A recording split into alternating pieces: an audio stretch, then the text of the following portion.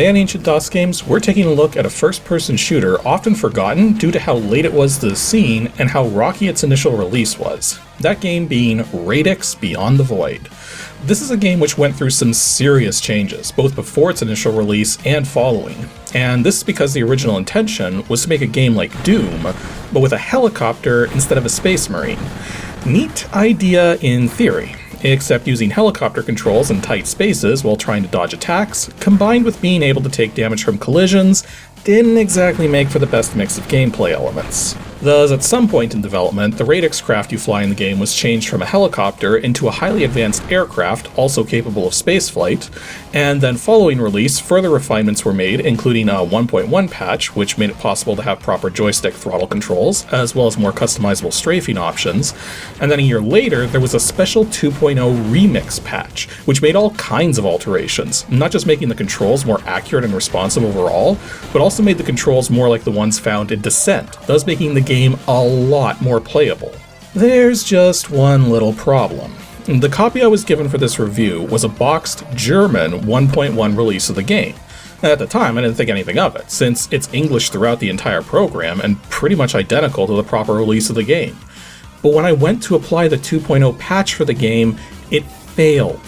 This is because the executable has been very slightly altered to have the logo of the German distributor in place and a note in plain text when you quit indicating the game is the German version. Because of these tiny alterations, the executable is different than expected and thus cannot be patched by the 2.0 patch software.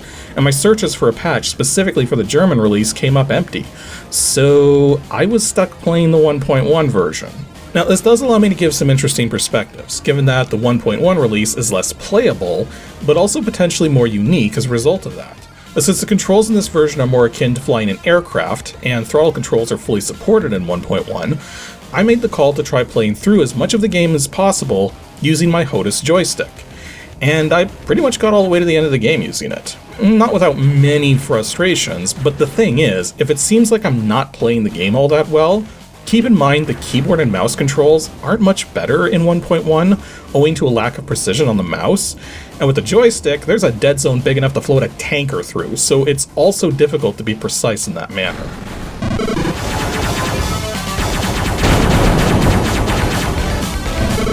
Radix Beyond the Void was developed by two small Canadian groups, primarily Neural Storm Entertainment, with additional assistance from Union Logic Software Publishing, and it was primarily published as shareware by Epic MegaGames, though copies in the German market, which includes the one I have, were published in boxes by CDV instead, with the original run of the game happening in late 1995 and the remixed 2.0 release being pushed out in late 1996.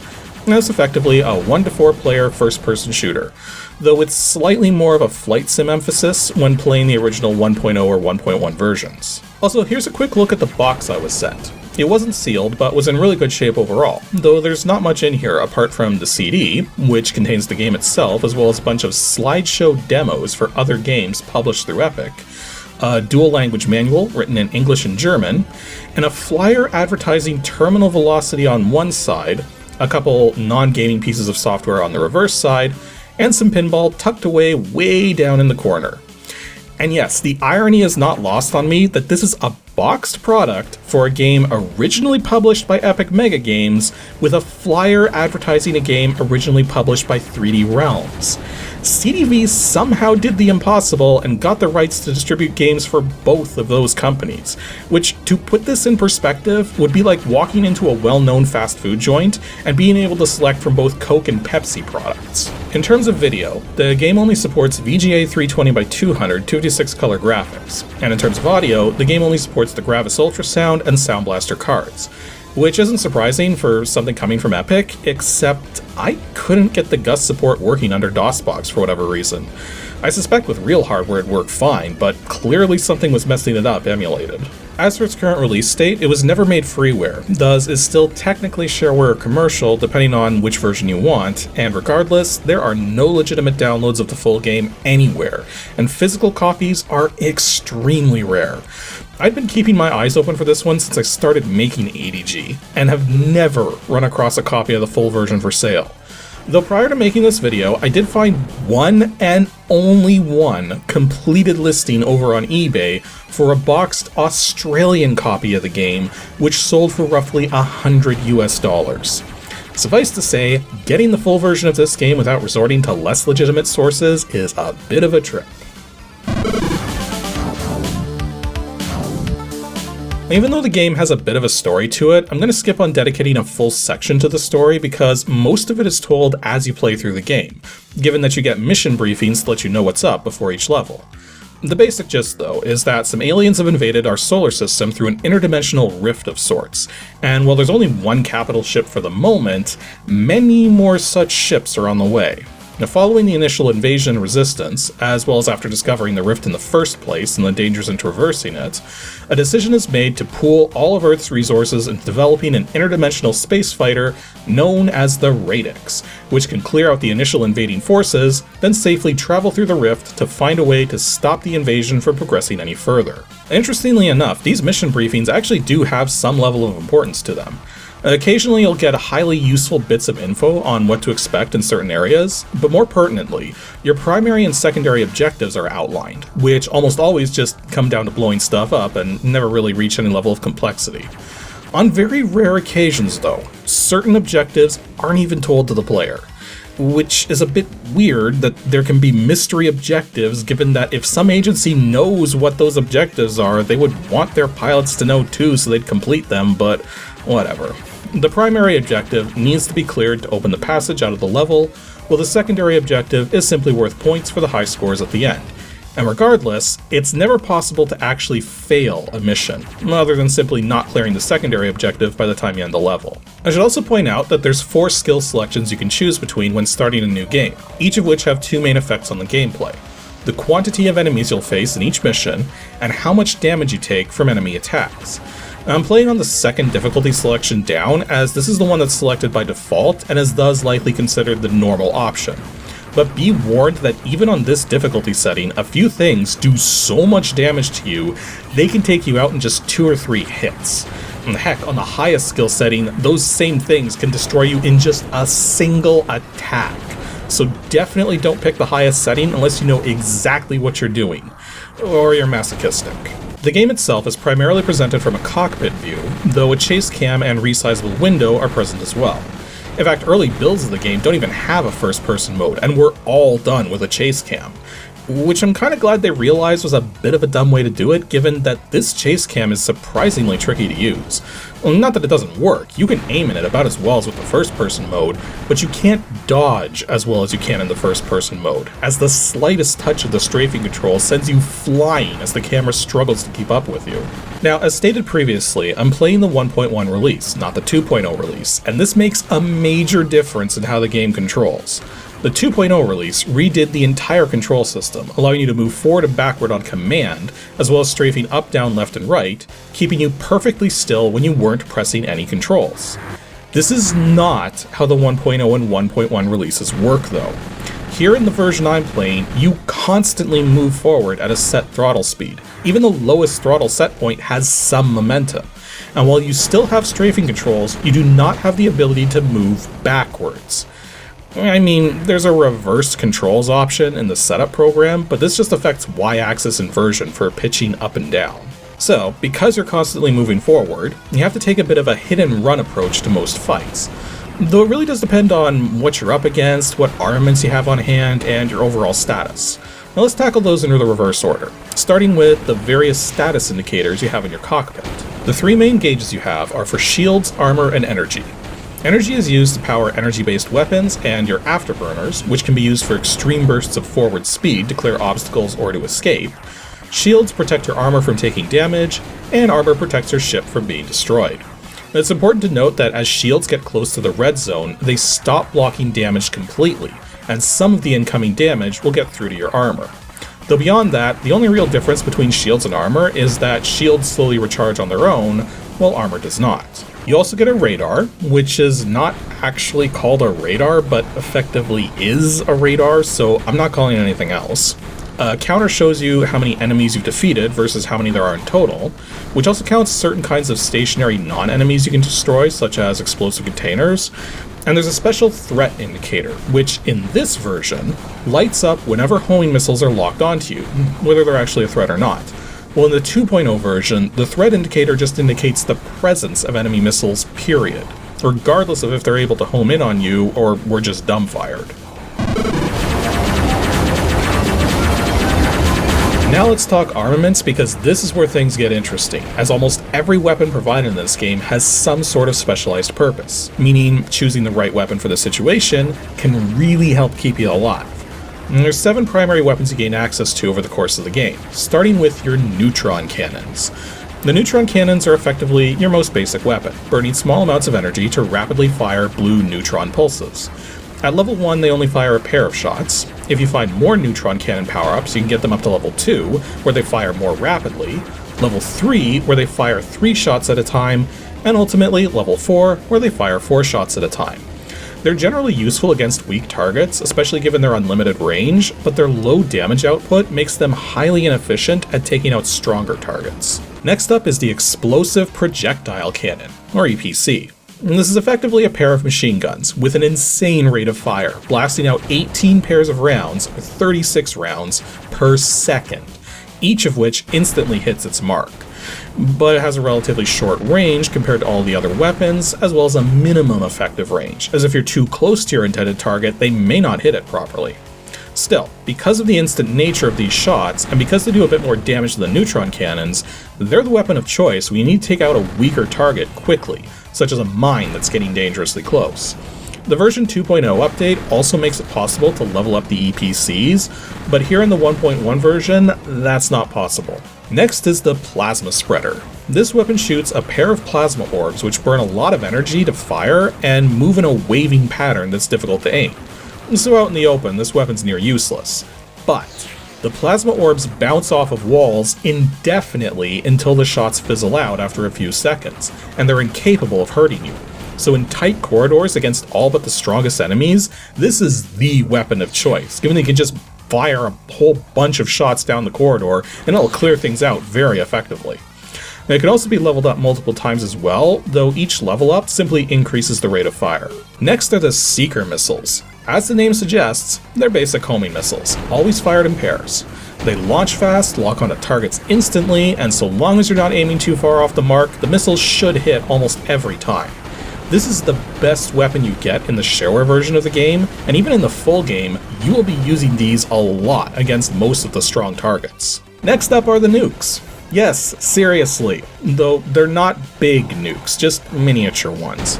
Actually, the nukes are very hard to make good use of because they have a firing delay and need a very clear line of sight to lock onto a target. Otherwise, they just dumbfire straight ahead. Not the most reliable for accuracy, but they have a very large blast radius, so at range against large groups of targets is when it's best to use them, or against really slow and highly defensive targets. Next up are the phase torpedoes. Now, this is basically the best weapon in the entire game, as it fires a cluster of 3 shots which are dumbfire when initially launched, but quickly split apart and lock onto enemies, homing in with deadly accuracy. You want to save these things for the difficult fights where you need to clear away enemies fast, and the final weapon isn't a good option. Which brings us to the final weapon, the Gravity Wave device. This thing is basically the BFG of Radix. It burns through half of a full energy bar to fire, not to mention has its own very small firing limit itself of 5 shots per GWD picked up. But the resulting attack is a massive green wave of gravitational energy which insta-kills nearly everything in its wake, as its actual range of effect is much larger than what you can visually see. That said, if you're low on energy or surrounded on all sides, this weapon won't help much in those circumstances. You need lots of energy available and a clean shot at a mass of enemies in front of you to make the most of it. There's also plasma bombs, which you can see accounted for in the top right corner. Now, these flash the area around you and can take out weak targets which have gotten too close for comfort, but their damage output is not that high, thus you often need more than one to take out everything that's threatening you. And even then, these barely do much to even remotely stronger targets. In fact, I was a bit disappointed when I realized they don't even take out enemy shots. Like, if the plasma bombs could actually destroy incoming missiles, they would be exceptionally useful. But as it stands, they're just best used if you're surrounded by mines or something and need to clear some away while figuring out an escape route. So in terms of the enemies you face, there's an interesting selection on offer, though they can all be categorized into one of 6 groups: weak targets, strong targets, very strong targets, fodder, missile walls, and mines. Weak targets are small and go down very easily. Strong targets often need multiple times more firepower to take them down, and typically have much stronger attacks as well. Very strong targets start out as bosses, but then sometimes get reused as normal opponents later on, requiring massive amounts of firepower just to take out one. Fodder are non-enemy things, or the aliens walking around on foot taking pot shots at you, all of which go down super easily. Missile walls are just that, long vertical walls made up of numerous missile launchers, which can often, though not always, take out just by shooting the wall enough times. And then there's the mines. You are going to learn to hate these things with a passion. There's 2 kinds of mines, with the initial ones you see not being too threatening, but you still can't survive many impacts with them, while the more powerful black ones are just ultra deadly. They don't take a lot of firepower to destroy, but the speed they can accelerate up to is based on how close they get. Thus, as they close in, they also start going faster and faster, and if you fail to take this into account, you're going to discover firsthand that a single hit from these can decimate your shields or armor. If you're maxed out, you might survive 2 such hits, but you're never surviving 3, and that's all on the normal skill setting. When mines come into the picture, be paranoid about them, and keep an eye on your radar. If the blips get too close, hit the afterburners and get yourself some space immediately. Or heck, just get out of the way entirely if you can. Each level is absolutely littered with power-ups to collect, many of which provide full restoration to your shields, armor, energy, or even all 3 of those at the same time. There's often plenty of secret areas too, again, loaded with power-ups. A good way to search for secrets is to pull up your auto map and look for dark gray lines where you'd expect a white line to be, keeping in mind that not all secrets are hidden in a manner which makes them obvious to access. Now once you escape from a bad fight, backtrack to power back up, then head back and finish the job. But chances are if a fight goes bad, you're gonna die. Given the nature of the controls here in the 1.1 version, it's very possible to just get screwed over, and if you haven't been saving your game regularly, death means starting the level over with nothing but a level 1 neutron cannon. Which surprisingly, isn't as bad as you might think. Again, the number of power-ups present in every level is kind of excessive, and this includes basic weapons, so there's a pretty good chance you can recover from a death without reloading, and it's just going to take some effort. You can save the game at absolutely any time you want though, even during the briefings, so make sure to save frequently, especially when it seems like a hard battle might be coming up. Granted, that isn't necessarily going to save you from this game's biggest flaw. Now, in fairness, the level design here is not actually all that bad. The irony being, early levels tend to have worse design than the later levels for whatever reason. But generally speaking, most of what I'm going to go into here is a minor annoyance at best and needlessly frustrating at worst, with most of these trending towards the minor annoyance side of things. Though I do want to quickly point out a couple interesting things I noticed while playing through this. For instance, right here in the first level is a section which apes the second major room of E1M1 of the original Doom. Except here, all the computers can be blown up if you so desire. The other interesting thing I noticed though is that some levels have special sectors you can fly into which rapidly restore your shields or energy while inside. Thus, if you find such a sector, make a mental note of it and race back to it if you ever need a quick refill. But now let's talk annoyances, starting with just the general feeling of claustrophobia. Like, the field of view in this game is not very good, with my best estimate being about 70 degrees. Coupled with some of the small passages and many of the rooms having a straight line design to them, you often don't feel like you have room to maneuver. And this is more a problem in the early game, as later missions tend to have more wide open areas, but small rooms and corridors to fight in do remain a problem throughout most of the game. It's just less of a problem later in. The next annoyance is that while most secrets and secondary objectives are easy enough to go for, some are exceptionally obfuscated. For instance, here in Mission 6 of the first episode, the secondary objective is right at the start of the level, but inaccessible. And there's a similar room nearby, which is considered a secret area, but it's also inaccessible. Now, the way to open up the secret room is to find a different secret area and pass over a very specific, completely unmarked area within that secret area, and there you go. But the room with the secondary objective? I don't have a freaking clue, and I searched around really hard trying to figure it out. And this is actually a pretty common thing, finding where a secret area or secondary objective is, but being completely unable to get inside because the method of access is far too obscure to figure out. The one thing I can say though, which can help get into some secrets, is that if you suspect the means of access is shooting out a wall, then the height of your bullets doesn't matter, just so long as you're hitting the correct two-sided line that's splitting the secret area off from where you are. One of the more insidious annoyances are the death traps, particularly because you have a radar. You know they're coming. You just don't know when they're going to be triggered or what your opposition's going to be. But if you're looking to full clear all of the enemy targets, then you have to set them off, and thus there's a pretty good chance you're going to die when you do it for your first time. And not so bad if levels only took a few minutes, but you can sometimes spend upwards of 20 minutes on a single level. Again, remember that you can save absolutely any point in time you want to. See if you see this coming, save first, and then set the trap off. Another annoyance are force fields. Now these are special, invisible fields which push you away for a moment if you run into them, and are often used to separate you from really nice loot. Occasionally, the means to disable a force field is right nearby, but sometimes the means is not entirely clear, and even after clearing away every single enemy in a level, you may still not have access. Again, this all ties into how convoluted the access to the secret areas can get. Speaking of, every episode also has a secret level defined, but just like with Doom, there's really no point to going to them, other than boosting your score for the high scores table, as chances are, you're not going to find anything in them that you won't find through natural progression through the main levels. I didn't find the secret levels for the first or second episodes, but I did find the secret level for the third episode, so that was the thing that happened. However, the biggest frustration of all with the level design are the slopes. So, just like with the build engine, the engine used here in Radix can produce sloped surfaces, which are used to great effect, and under most conditions, there's nothing wrong with them. However, if you see two slopes intersect to produce a V-shaped groove at the side, do not, under any circumstances, even remotely touch those slopes.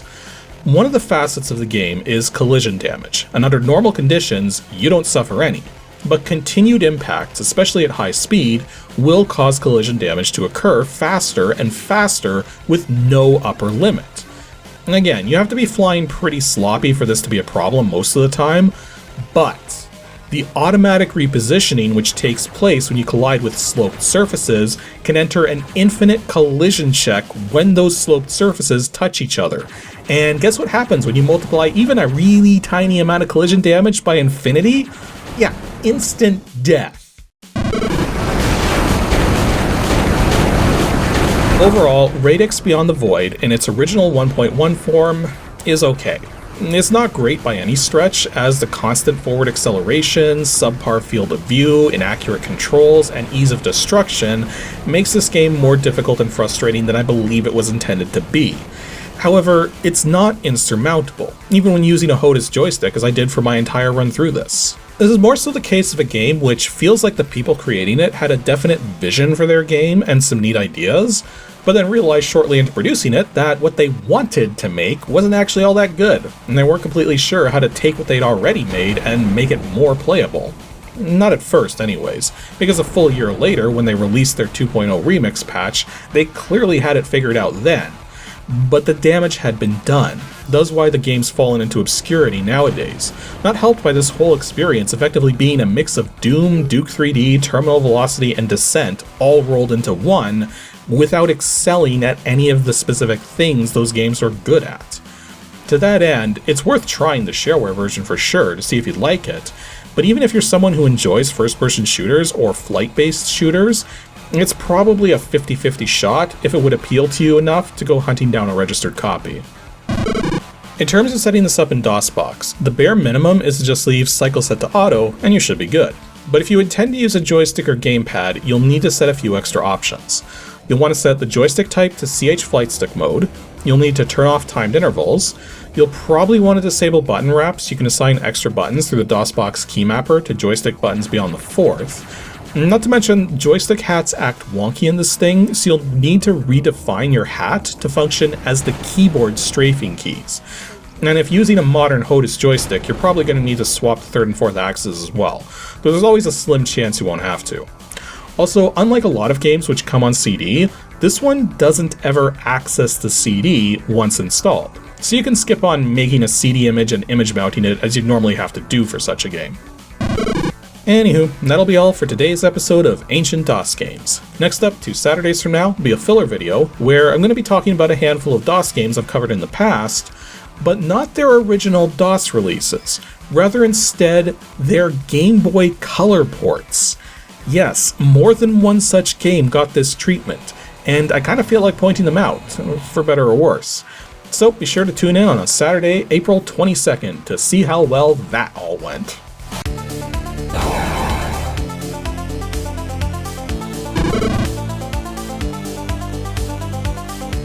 Thanks for watching, everyone, and extra special thanks to everyone supporting me on Patreon. If you'd like to join the ranks of everyone you see here supporting the show directly, head on over to patreon.com/KASICK.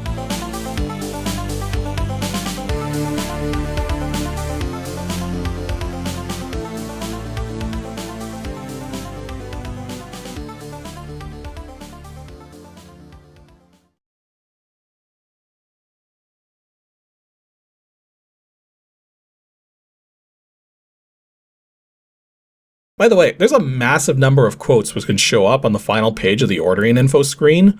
Just keep advancing the page past the last page to keep generating new ones.